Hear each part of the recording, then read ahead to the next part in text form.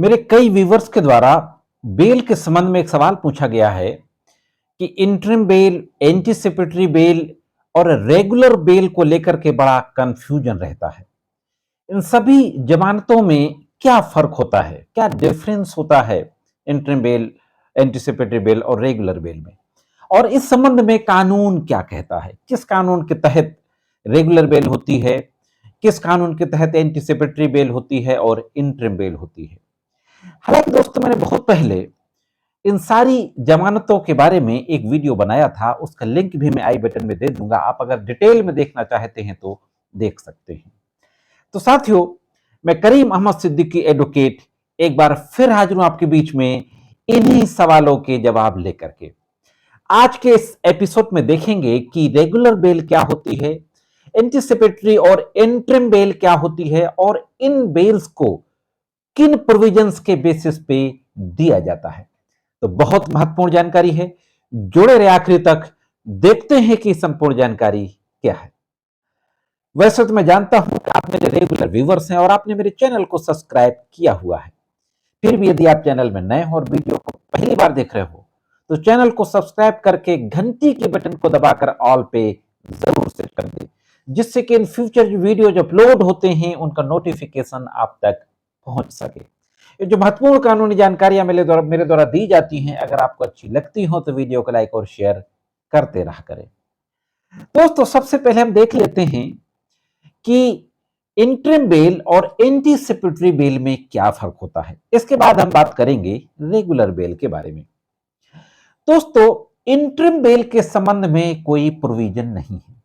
CrPC जो जुलाई 2024 के पहले तक जो कानून लागू था, सीआरपीसी में कोई ऐसा प्रोविजन नहीं है, कोई ऐसी धारा नहीं है जिसके तहत की इंटरिम बेल मिलती हो।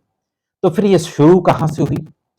वैसे तो बहुत से जजमेंट हैं इंटरिम बेल के बारे में, लेकिन मैं आपको एक लैंडमार्क जजमेंट बताता हूं जो इलाहाबाद हाई कोर्ट का था और फुल बेंच रूलिंग का जजमेंट था। Amravati versus state of UP 2005 में यह फैसला आया था।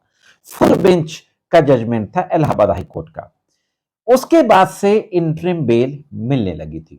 अब सवाल ये उठता है कि इंटरिम बेल क्या होती है। कोई व्यक्ति जब कोर्ट में जाता है, सरेंडर करता है, सरेंडर के साथ वो बेल एप्लीकेशन देता है, अगर उसके ऊपर कुछ इस तरीके के ऑफेंसेस हैं कि उसकी जो बेल होती है उस बेल को तुरंत नहीं सुना जा सकता है, पुलिस से कमेंट्स वगैरह मंगाए जाएंगे, अगर इन्वेस्टिगेशन चल रहा है तो पुलिस से केस डायरी समन की जाएगी, 2 दिन 3 दिन की डेट लगाई जा सकती है, इस दौरान उसको जेल भेजा जा सकता था। तो इलाहाबाद हाईकोर्ट ने इस अमरावती केस में कहा कि अगर हफ्ते 10 दिन कोई व्यक्ति जेल में रह आया, इसके बाद वो छूट गया, तो जो उसकी सोशल रेपुटेशन जो डैमेज होती है उसको कंपनसेट नहीं किया जा सकता। तो ऐसी स्थिति में बेल एप्लीकेशन जो दाखिल होती है उसकी उस दिन सुनवाई नहीं होती, हफ्ते 10 दिन या 2-4 दिन की डेट लगती है, तो उस दौरान उस अभियुक्त व्यक्ति को टेम्परेरी तौर पर छोड़ा जा सकता है। हाँ दोस्तों, ये जो टेम्परेरी तौर पे छोड़ा जाता है यह कहलाती है इंटरिम बेल, अंतरिम जमानत।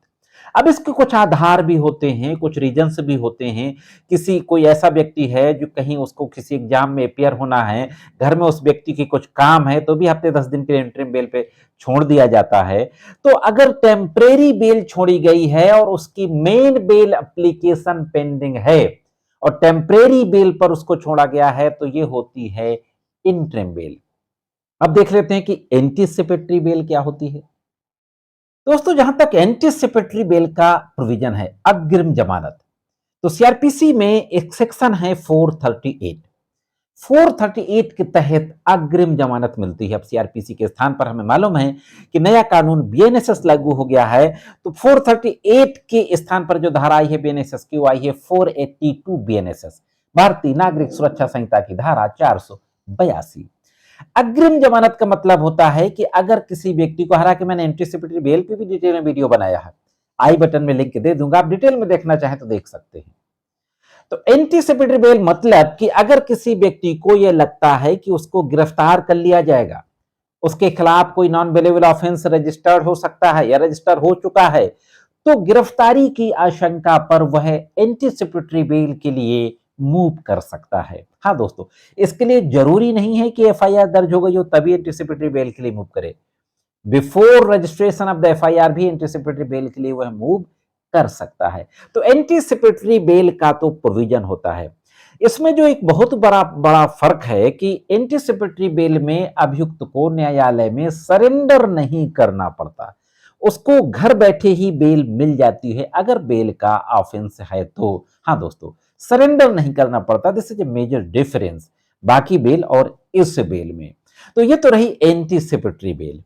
अब नियमित जमानत यानी रेगुलर जमानत की बात आती है, तो उस संबंध में देख लेते हैं कि क्या जानकारी है। दोस्तों, बेल के संबंध में क्रिमिनल प्रोसीजर कोड में महत्वपूर्ण दो धाराएं, एक तो 437 bail in non bailable offences और एक 439 special power of high court in session court regarding the bail. Bail के संबंध में हाई कोर्ट और सेशन कोर्ट के कुछ विशेष शक्तियां, ये दो धारा हैं 437 और 439। 437 सीआरपीसी के स्थान पर 480 बीएनएसएस है और 439 सीआरपीसी के स्थान पर 483 बीएनएसएस की धारा अब आ गई है। तो इनके तहत उन अपराधों में भी बेल मिलती है जिनमें जो नॉन बेलेबल ऑफेंस होते हैं। अब हम बात कर रहे थे रेगुलर बेल की। जब मैंने बताया कि किसी व्यक्ति को कोर्ट में हाजिर होना होता है, उसके खिलाफ अगर कोई केस रजिस्टर हो गया है, नॉन बेलेबल है या चार्जशीट पहुंच गई है, तो सबसे पहले कोर्ट में आएगा और सरेंडर एप्लीकेशन देगा और सरेंडर के साथ वो बेल देगा। तो बेल एप्लीकेशन, जो मेन बेल एप्लीकेशन होती है, उसको बोलते हैं regular bell. Main bail application की पेंडेंसी के समय टेम्परेरी रूप से रिलीज कर दिया जाता था, वो इंटरिम बेल थी। और इंटरिम बेल के बाद जो फाइनल बेल होगी वह रेगुलर बेल होगी, यानी अंतिम नियमित जमानत हम जिसको कह सकते हैं। तो यह होती है दोस्तों रेगुलर बेल। इसके अलावा डिफॉल्ट बेल भी होती है, जो 167 सीआरपीसी का जो प्रोविजन है उसके तहत जो टाइम होता है चार्जशीट फाइल करने का, उन मामलों में जहां आरोपी जेल के अंदर है, 60 डेज और 90 डेज अलग अलग परिस्थितियां हैं। तो अगर टाइम से बेल दाखिल नहीं होती, चार्जशीट दाखिल नहीं होती है, तो डिफॉल्ट बेल पर वो छूट सकता है। पैरोल बेल भी होती है। इस संबंध में मैंने डिटेल में वीडियो बनाया था, आई बटन में लिंक दे दूंगा, आप डिटेल में देख सकते हैं। दोस्तों, यह थी एक महत्वपूर्ण जानकारी रेगुलर बेल, इंटरिम बेल और एंटीसिपेटरी बेल के बारे में। कैसे लगी कमेंट्स करके जरूर बताएं। आज की वीडियो में सिर्फ इतना ही। मिलते हैं किसी अन्य वीडियो में कानून की जानकारियों के साथ। तब तक महत्वपूर्ण कानूनी जानकारियों के लिए देखते रहें लीगल एंड सोशल अवेयरनेस।